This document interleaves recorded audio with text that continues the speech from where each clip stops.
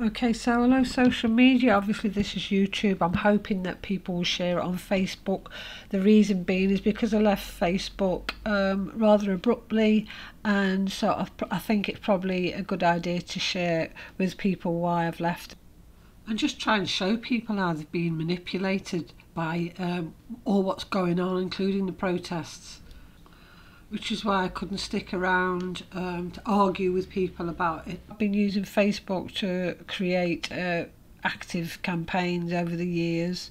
The last one I was involved with is the coronavirus campaign, which I've left in the capable hands now of Dave Dewhurst and Tina Dyer for the coronavirus Facts Not Fear leaflet campaign, which is ongoing. We got to 100,000 leaflets before I removed myself from the campaign, so that's still ongoing. Well done, and thanks so much for everyone still involved with that.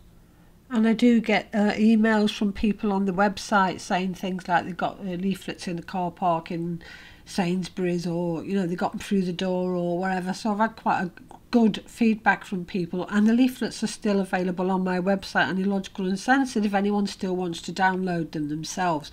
So the campaign is still ongoing. Like I say, you can find it on Facebook, Coronavirus Facts Not Fear.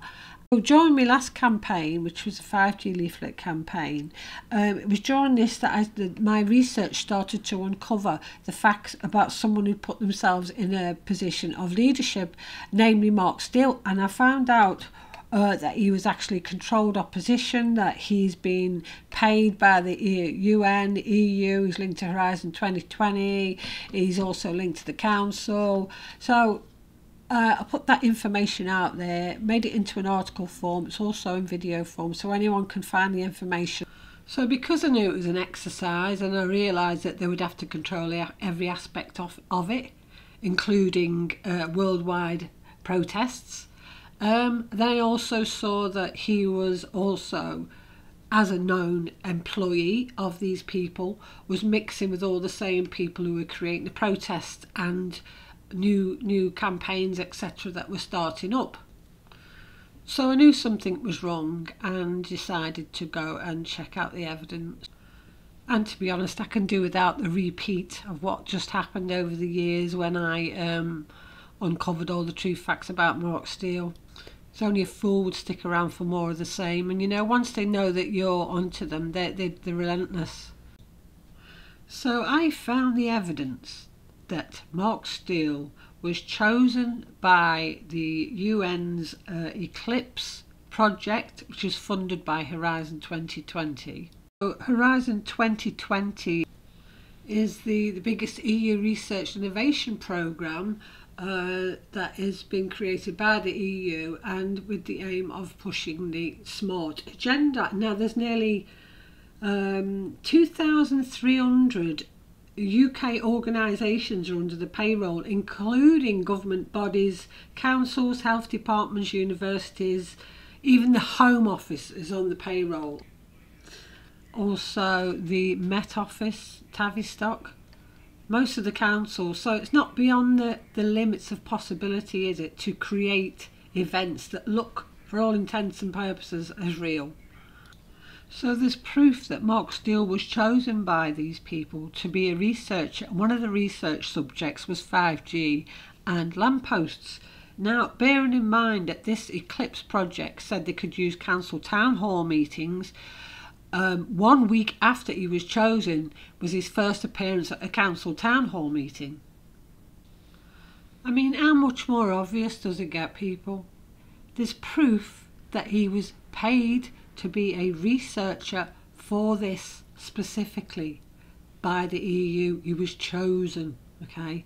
He was chosen as a researcher, and he's got a job to do, which he gets paid for. Let it sink in.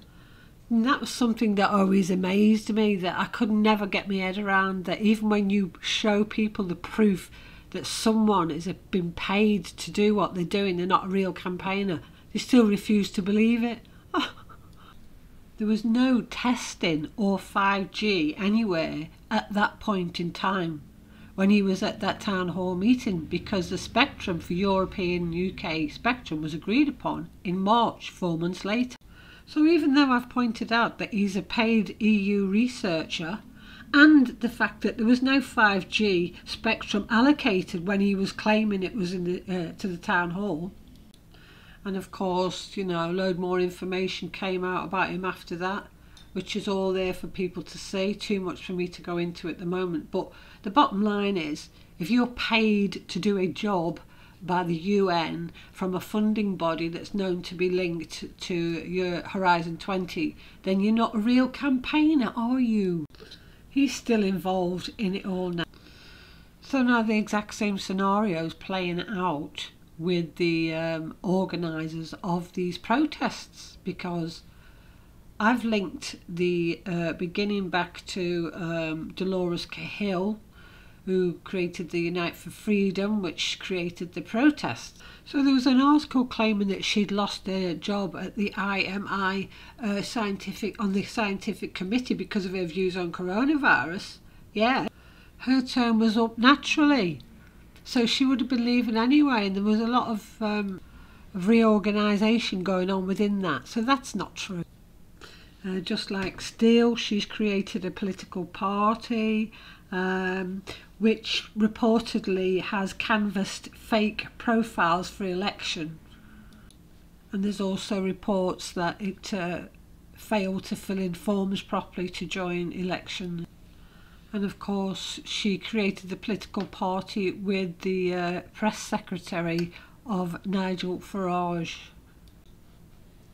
She claims to be against the mainstream story about coronavirus, but at the same time she's advertising her connection to the EU's Horizon 2020 Society's Challenges 1 in Health programme, apparently given an extra budget of £222 million to do research on the coronavirus pandemic and help to get a vaccine. So they've both got that in common. They both started a political party, and they're both connected to Horizon 2020, which we know is pushing the smart agenda. Complete conflict of interest once again. So Cahill has co-founded a company called Protogen, which was a spin-out from the Max Planck Institute, and she creates diagnostic tools. So this company was bought out in March 2019 by OnCommune for $4 million, and her company Protogen helped leading pharmaceutical companies, multinationals, to generate business. By the way, her company created something called SeroTag, which is a biomarker engine. It's a diagnostic tool. So when they were bought out by OnCommune last year, they're using her diagnostic tool, SeroTag, to detect coronavirus. And let's not forget, it's an exercise. These people are all aware that this is an exercise. So, just like Mark Steele and their company, Review, which stands to gain money from the smart rollout, as advertised by his helmet on the Israeli Homeland Security website, so too will Cahill be financially better off from all of this. I think people should fully realise that this is a year-long exercise, and that means that they're monitoring everything, which means that they've got to be in control of everything, which stands to reason that they would have to be in control as well of the people's reaction, because it is an exercise. Okay, so they're going to use protests for whatever reason they want. So I just want that information getting out there, and any information that I'm going to be putting out on my YouTube or my website will also be sharing the facts to show that this is the case. So I'll leave that with you. Thank you all for listening, and see you later.